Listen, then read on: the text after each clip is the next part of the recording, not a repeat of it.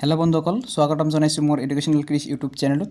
আজিৰ প্ৰথমটো প্ৰশ্ন হ'ল, প্ৰথম অসমীয়া ছনেট প্ৰিয়তমাৰ চিঠি কোনে ৰচনা কৰিছিল?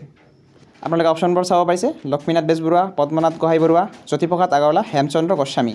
ইয়াৰ correct answer is option D, Hemchandra Goswami. ঠিক আছে, next question, Assamese its formation and development কোনে লিখিছিল? ইয়াৰ অপশ্যনবোৰ আপোনালোকে চাব পাৰিছে। অপশ্যনবোৰৰ ভিতৰত শুদ্ধ উত্তৰ হ'ল ডক্টৰ বাণীকান্ত কাকতি। ঠিক আছে, নেক্সট কুৱেশ্যনটো হ'ল মৃত্যুঞ্জয় কোনে লিখিছিল? মৃত্যুঞ্জয়। ইয়াৰ অপশ্যনবোৰ আপোনালোকে চাব পাৰিছে। অপশ্যনবোৰৰ ভিতৰত শুদ্ধ উত্তৰটো হ'ল বীৰেন্দ্ৰ কুমাৰ ভট্টাচাৰ্য। ঠিক আছে, কথাগীতা কোনে ৰচনা কৰিছিল?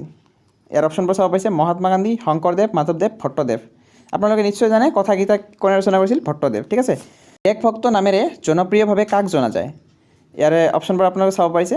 তৰুণৰাম ফুকন, গোপীনাথ বৰদলৈ, নবীন চন্দ্ৰ বৰদলৈ, চন্দ্ৰনাথ শৰ্মা। ইয়াৰ শুদ্ধ উত্তৰ হ'ল option A, Tarunram Phukan. Thank you.